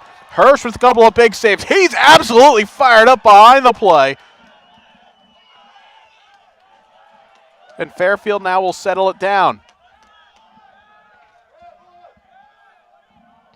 If that's the game-securing double save, we'll find out in 3.5 minutes. But Owen Hirsch, the way that he reacted after making those stops, believes that it is. And smartly so, now Fairfield are going to use time on this shot clock as they can get it down to 2:40.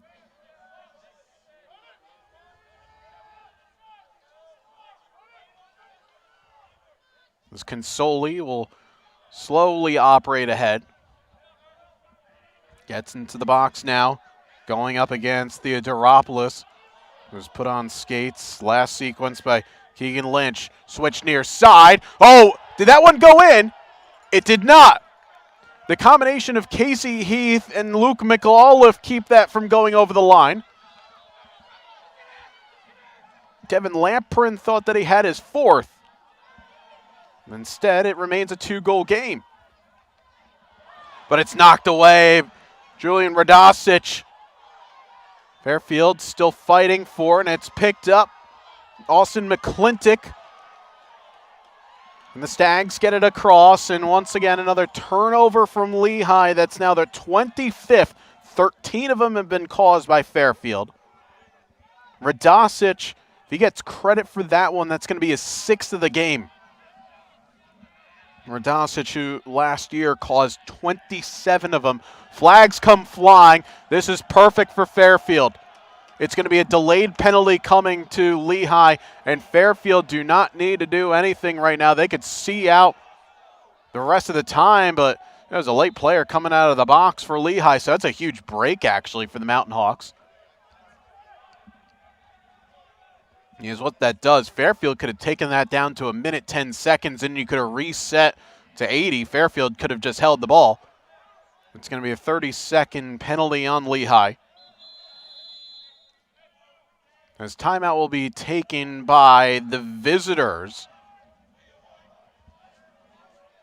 which is interesting that head coach Will Scudder electing to use one now. You'd figure that Fairfield would probably use it just to try and go over some things in their extra man and how they're going to operate the remaining 60 seconds.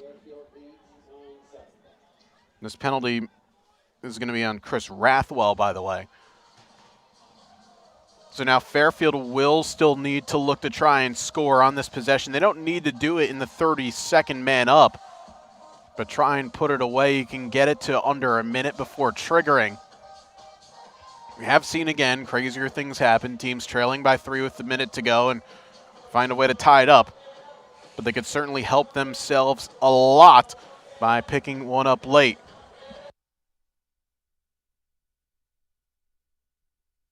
Just been confirmed, by the way, by Fairfield Sports Information Director Drew Kingsley that Julian Radosic has just set a single-game program record for caused turnovers with 6. So the man that garnered preseason all-conference and all-American accolades living to the billing on this chilly Friday evening. We don't get to designate a player of the game, but you figure likely he, along with Devin Lamprin and Casey Heath, would all have a claim for it. As you see, Chris Rathwell going to be serving the 30-second penalty. So now, again, the shot clock resets to 60, so Fairfield still cannot see this out completely. As you see, Casey Heath, 15 saves, a new career high.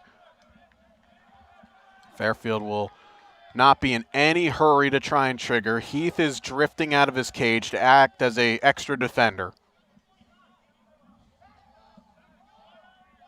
And the double's going to be coming rather shortly. Lamprin runs from side to side, down to 3, 2, and 1, so the extra man opportunity is done.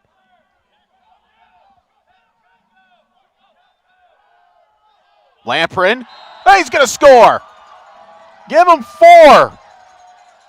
And Fairfield back up by 3 with just a little over a minute to go.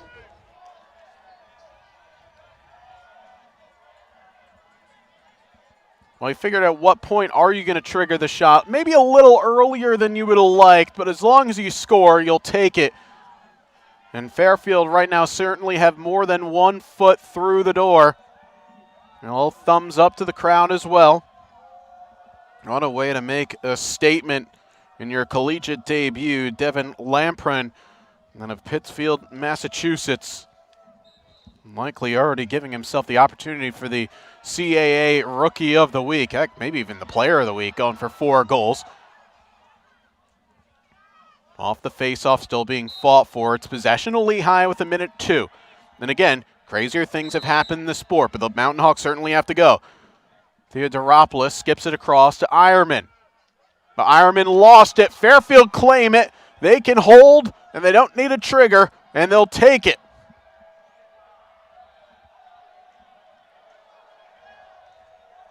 Matt Rice Just trying to get it across halfway, which he does, and Fairfield will just swing it around. Andrew Baxter might use a timeout. He's just going to wait to see if his team gets in any sort of trouble. Down to 30 seconds. That bench is going absolutely insane across the way. That was a shot, so Fairfield will maintain possession.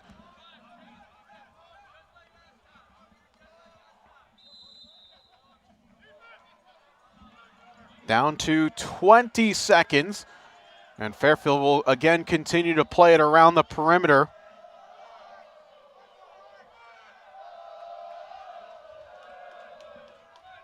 That is just going to be tossed into the corner. Will have enough steam, it will, but it's really just elementary at this point as Fairfield are going to go to 1-0 on the season, and they're going to knock off the reigning Patriot League tournament champions Lehigh by 10 goals to 7. Well, Fairfield, the motivation coming into this season, build on what they set last year by getting to the tournament, take it a step further. But you can certainly put a feather in your cap by knocking off a team that made it to the NCAA tournament and won their conference last year. As Fairfield now, certainly things are going to be on the up and up for Coach Andrew Baxter, picking up win number 28 at the helm of Fairfield and knocking off Lehigh for, well, the first time in program history. These two teams have met 3 previous occasions. Last year is the closest to 1-goal game, but Fairfield gets there first. Fairfield led by the 4 goals of Devin Lamprin and a goal and 2 assists from Keegan Lynch. Meanwhile, 3 goals for Lehigh's number 4, Dakota Ironman, 2 goals from Grant Rodney. We'll see the Mountain Hawks fall to 0-2 on the season. Doesn't get any easier because they play Cornell next Saturday. Fairfield back in action at home on February the 19th against Sacred Heart. We'll have it for you here on the Stag Sports Network as we start at 7. So that's going to do it for us, for our entire Stag Sports Network crew. I'm JJ Duke saying so long and enjoy your weekend as Fairfield win their season opener emphatically over Lehigh, 10-7. We'll see you all next time.